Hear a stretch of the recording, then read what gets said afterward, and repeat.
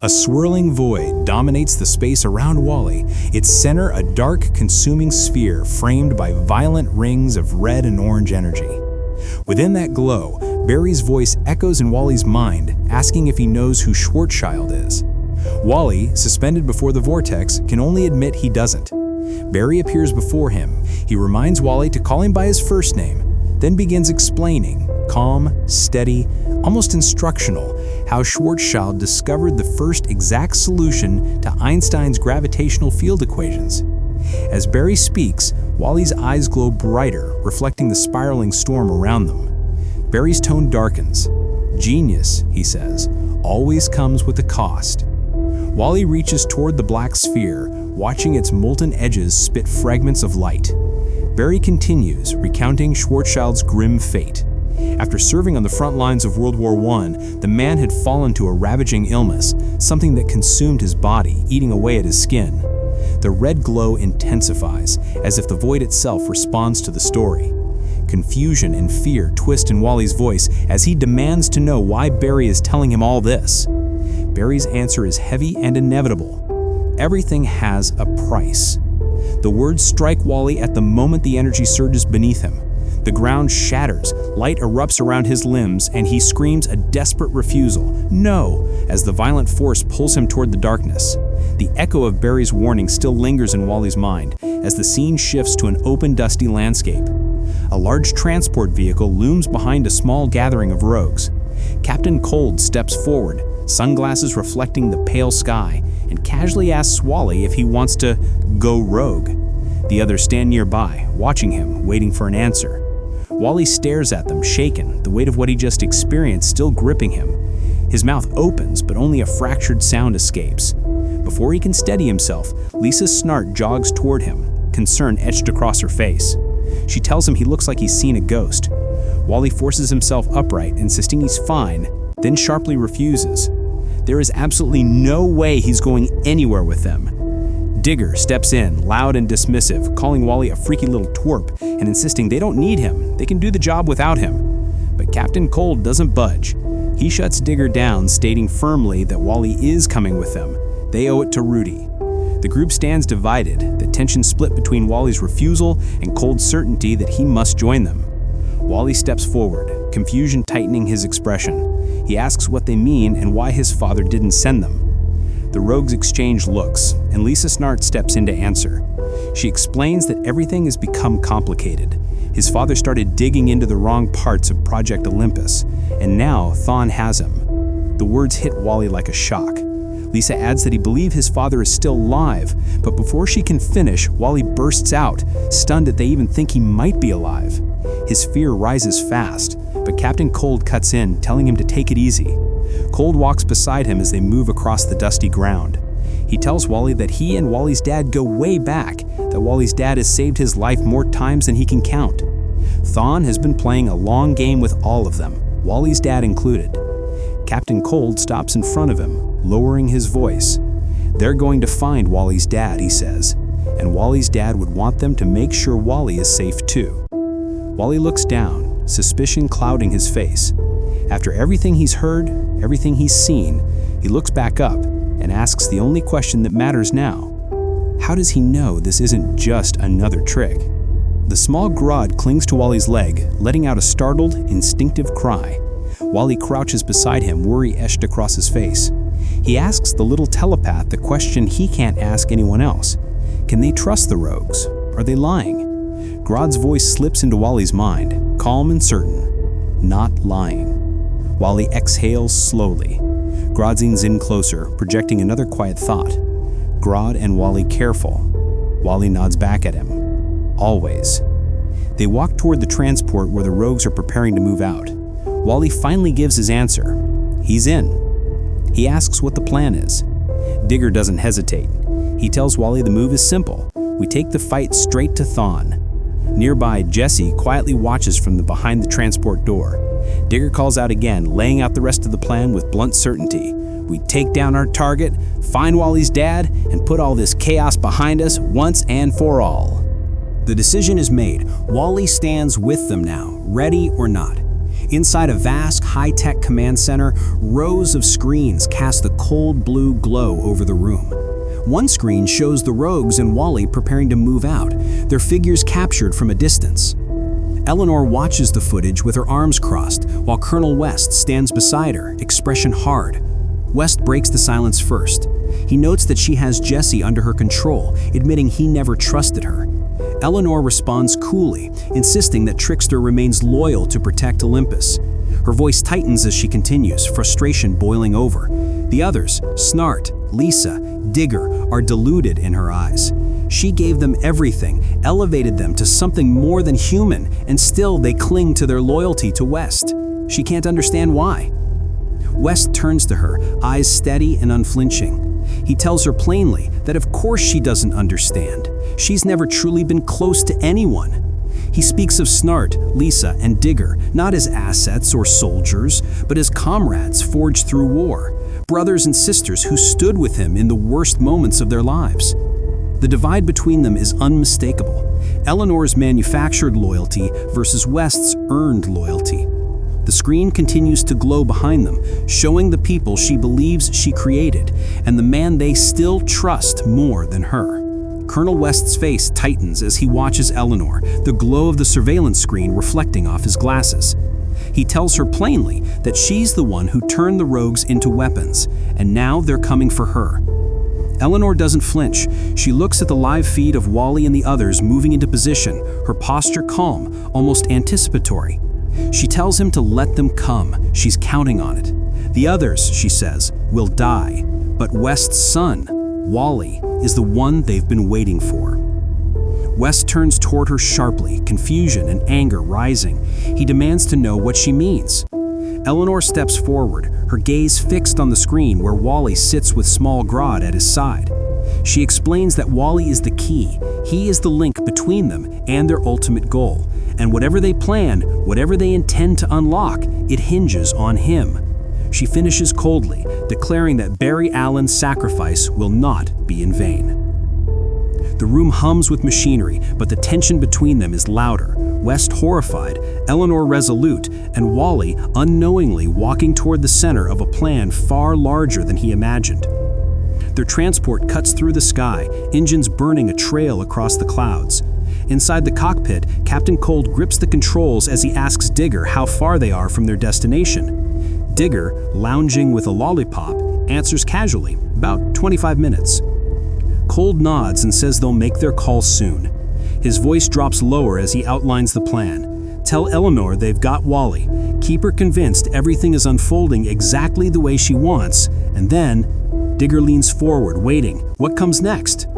Cold's expression hardens. Then they do what they were made to do. Infiltrate, extract, get out. Digger grins across the cabin, eager for the chaos to come, and declares that as long as he gets to blow something up, he's in. Wally sits nearby with Small Grodd beside him, watching, listening, and bracing for whatever waits ahead. The Rogues are unified, the plan is set, and the mission is about to begin. Inside the dim cabin of the transport, Lisa tries to reassure Wally, telling him his father is as tough as they come and will be fine. She speaks with confidence, trying to steady the tension hanging in the air. Jesse, sitting across from her with the round helmet obscuring their face, dismisses the optimism as nothing more than wishful thinking. Lisa snaps toward them, shocked and offended. She demands to know why they would say something like that. Jesse tilts their helmeted head, unbothered. They ask what she means, then point out the harsh truth no one wants to say out loud. Are we all really going to pretend it's not entirely possible that Rudy is already dead? Jesse urges her to wake up. Lisa fires back sharply, calling Jesse a string of insults. She swears that ridiculous helmet has scrambled her brain and claims they're not even human anymore. Her words bite deep, anger sharpened by fear. Jesse doesn't back down. They lean forward and remind her that if she wants to talk about not being human, she might want to look at herself. After all, from the hips down, she's practically a robot.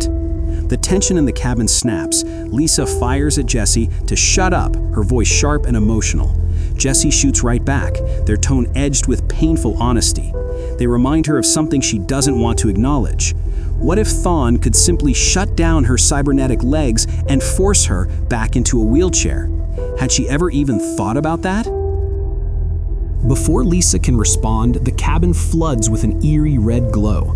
Wally freezes, eyes widening as a swirling, fiery sphere manifests in the center aisle, its shape impossibly familiar, its presence impossible to ignore. Grodd clings to his shoulder, alarmed.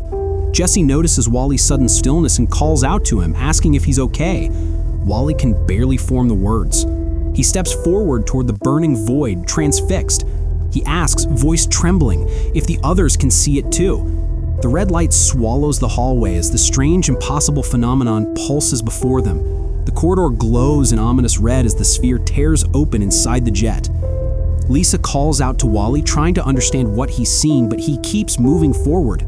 Grodd reaches for him telepathically. Wally, while Captain Cold, tense and confused, can only mutter that he doesn't know what's happening. Wally steps closer to the swirling vortex, drawn by something he feels more than he understands. His fingers hover just above its burning edge. I see it, he murmurs. I have seen it. I will see it.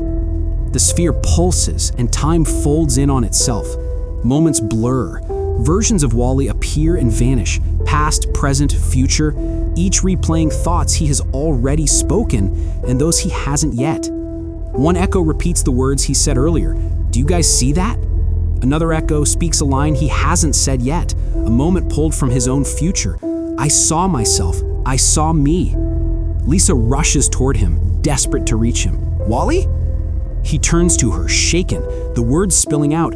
I saw myself. I saw me. Lisa steps closer, voice softening with concern. What?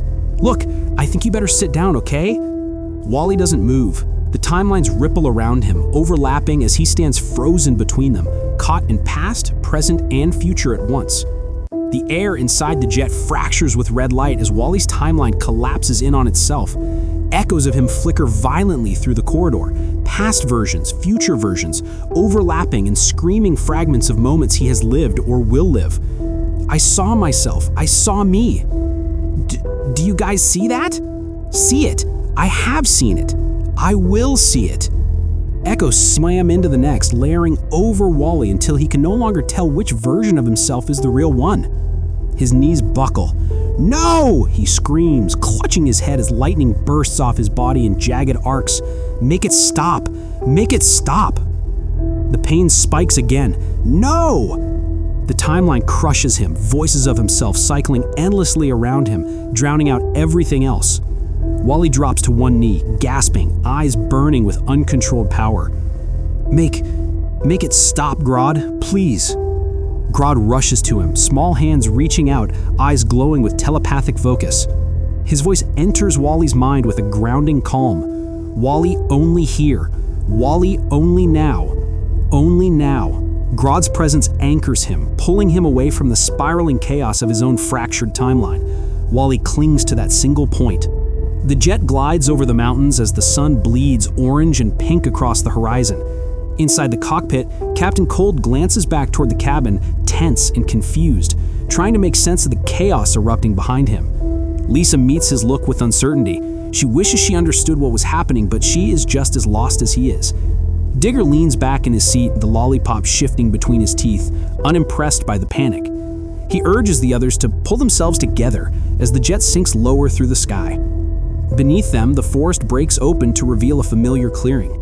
They are descending toward home. The craft dips into its landing approach, guided by Cold's steady hands on the controls. He activates the comm system and sends a report to Olympus Control, announcing their arrival and informing them that they have Wally West in custody. Static hisses back, the line flickering with silence. Cold tries again, calling for Olympus Control while the treetops rush closer beneath the jet. This time, the connection snaps to life with distorted feedback, and a voice cuts through the crackle. Thawns, sharp and controlled, immediately asking for confirmation that Trickster is present. The message settles heavily in the cockpit as the jet banks toward the hidden facility, the forest swallowing the last of the daylight. Inside the jet, Jesse steps forward as Thawne's voice crackles through the comm system, acknowledging their presence. Wally watches from the floor, still shaken from the temporal collapse he experienced moments earlier. Grodd clings close to him, alert and wary. Far away, deep within the Olympus facility, Thawne stands before a massive screen displaying the approaching jet. With clinical calm, she issues her next instruction, directing Jesse to secure the target. Back on the jet, Jesse lifts a hand to the side of their helmet. Mechanical segments snap into place, and a thin field of energy forms instantly around Wally. He tries to react, startled, but the containment field seals around him before he can rise. Jesse confirms the action without hesitation, their posture rigid and obedient. Captain Cold twists around in his seat, shock and anger cutting across his face as he sees Jesse move against the plan. He tries to confront them, but he's too late. The betrayal is already set in motion. Back at the Olympus console, Eleanor watches the transmission feed with cold satisfaction. She reaches out and ends the call with a final, decisive gesture, leaving only silence in her wake. The jet descends toward Olympus, and the rogues realize too late that the trap is already closed around them. The sky erupts without warning. A blinding pink flare tears open above the valley, swallowing the jet in an instant.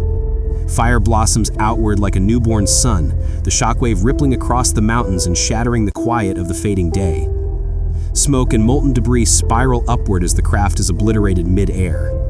The rogue's transport is gone. The trap has fully closed, and everything changes in a single, devastating breath. The blast still echoes when Wally pushes himself upright inside Jesse's containment field. Fear spikes through him, not for himself, but for Grodd and the rogues swallowed by the explosion. He braces against the barrier, staring into the smoke. As the haze thins, a shape materializes. Another energy sphere floats amid the burning debris, flickering but intact.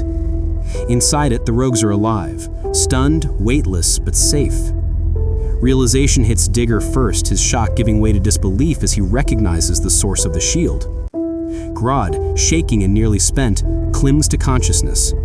The tiny telepath forced a second barrier into existence. He didn't save himself, he saved all of them. The remnants of the explosion scatter the team in every direction, hurling them through the air amid burning debris. Captain Cold is flung the highest, spinning helplessly until a sharp cry from below anchors his attention. Digger rockets upward on a beam of emerald energy, intercepting him mid-fall and dragging him toward safety with practiced precision. Below them, Lisa stabilizes herself in the air, radiant energy pulsing around her limbs as she scans the chaos. Her eyes lock onto a distant green sphere drifting toward the forest canopy, Jesse's shield, already descending with Wally trapped inside. Determination hardens across her face. She launches herself forward like a missile, cutting through smoke and embers.